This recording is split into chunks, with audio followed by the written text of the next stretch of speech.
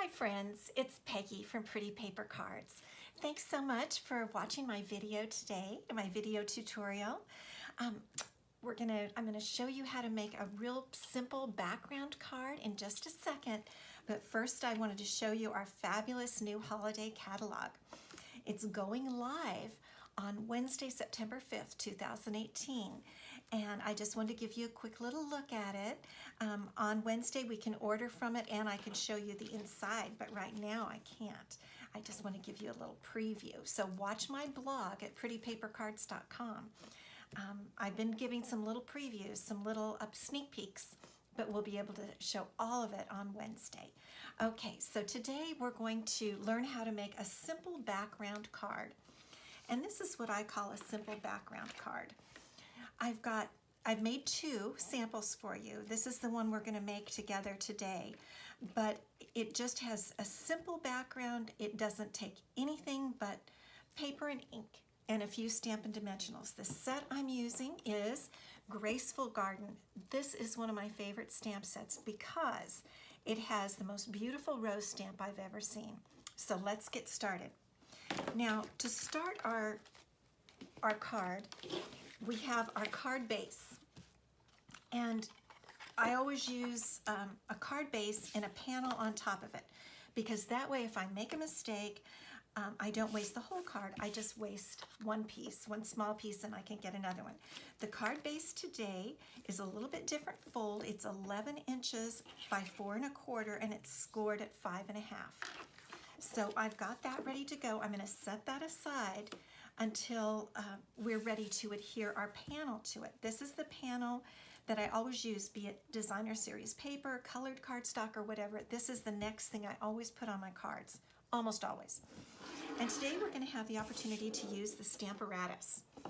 I don't know how many of you have been able to use this great tool and have gotten it, this stamp positioning tool, but I love it. It does a lot of fun things just like that.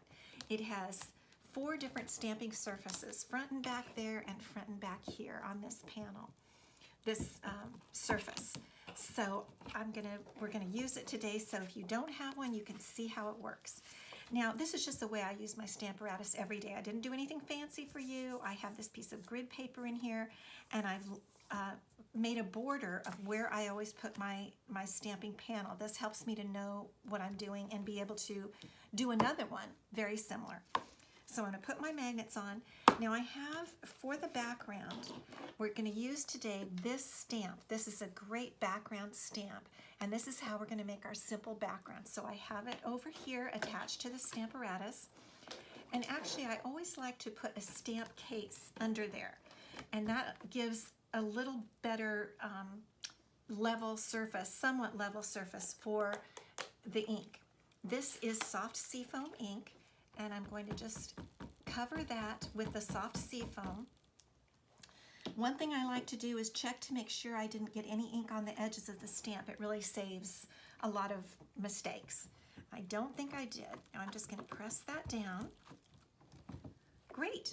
Isn't that pretty? That's one side. Now I'm just going to turn this panel over, put it back in my outline area there, and we're going to ink up the stamp again so that we can do the other end of the panel. That looks pretty good. Might be just a tiny bit of ink there. Okay. We're going to press that down really well. There we go. Our background is done. Quick and easy.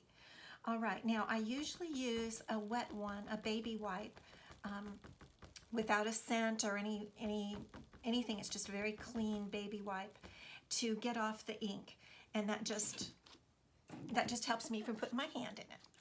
Now the next thing we're going to do is we're going to stamp the beautiful rose up here, and I've already got that preset on my my plexiglass there.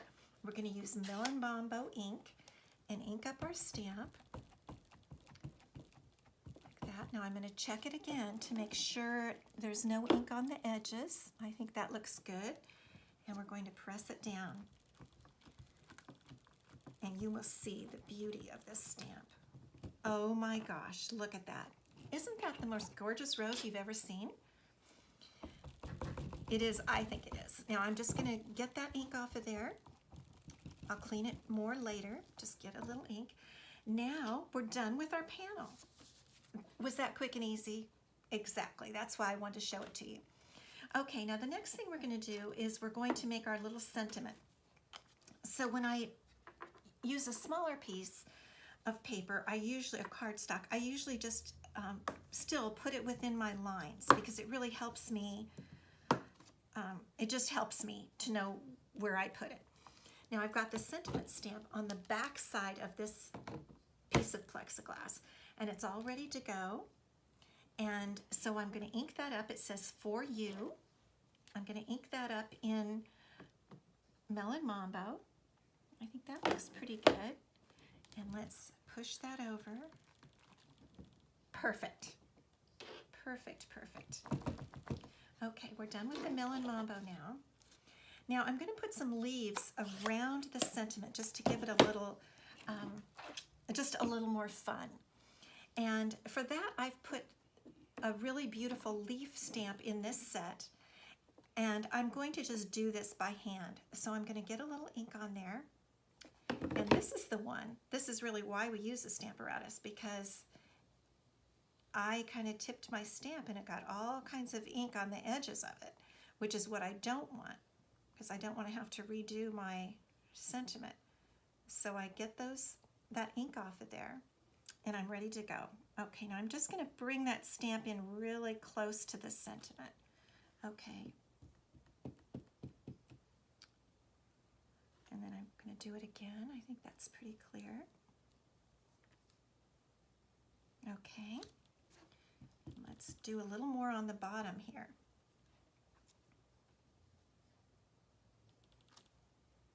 Okay, I think that's good. Alrighty. Seal up all of our ink. And our stamping is done.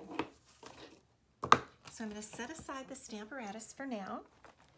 And now we're going to punch our sentiment out using the Darling Label Punch. It comes in a set called the Darling Label Punch Box. And it is cute. It has lots of stamps that go with it, but I just wanted to use it here for today. So I'm going to get that sentiment centered in there and pretty even. Okay. And I'm going to punch. All right. We're done. Our sentiment is punched out. Now let's put our card together. We're going to get our card base and our background panel, and we have our sentiment. Now what I like to do is put a little baker's twine on there. Let's just put a little bit of baker's twine. And the one thing I like to do is I'm going to raise this panel up on dimensionals, and the reason I'm going to is so that the baker's twine fits nicely under there. And I'm going to have the bow come out right on the flower stem. At least I'm going to try. Okay, let's see. So we're just going to tie a little bow. And one thing I like to do is I like to knot my bows, because that way I know it's not going to come apart. And so I knot my bow, and then I'm just going to make a tiny little bow here. It just adds, I think, a little interest, a little dimension to the card. Okay, there we go. You know, when you're making bows, you kind of play a little bit, right? You just want to play with the bow a little bit. Okay, I'm going to tighten that up. And there's our bow. Cut off the tails. If you have trouble making bows, there are bow makers that you can get, but I found that just practice is really all you need. So again, I'm going to use my Stampin' Dimensionals to put my panel onto my card. I like to use quite a few to make sure that it really is raised up nicely. Sometimes I use more than this, but this is my minimum. Just going to pull off the little backings of the Stampin' Dimensionals. And then we're going to be ready to adhere it to our card. Now that's a trick, trying to get it even on there. So I'm going to show you a little hint, and hopefully it comes out right. If you look at this edge and the top and the bottom, usually you can, I'm going to do like this, then usually you can get it up there where you can see it, sorry. It's a little easier, so try to get the same distance between the top and the bottom and the side, and it should come out okay on the other side. Let's just see. Yeah, that turned out. It could be better. Could be better. We all make mistakes. I've learned to just let that go. So we've got our card now, and all we have to do is adhere our cute little sentiment, and again I'm going to use 2 Stampin' Dimensionals for that. 1 and 2. Now on my sample I had a little pearl, a little artisan pearl that's in this year's catalog, but this time I stamped more leaves on the little sentiment piece, and so I'm not going to do that. And there you go. There's your card. Was that quick or what? Quick and easy, simple background card, and it looks spectacular. You can give it for anything, for Easter, excuse me, for Easter, what do I mean? For an anniversary, for a birthday, for any occasion, and you can make a bunch of them very quickly. And so I hope you've enjoyed my quick background card tutorial today, and I will see you soon. Thanks for stopping by.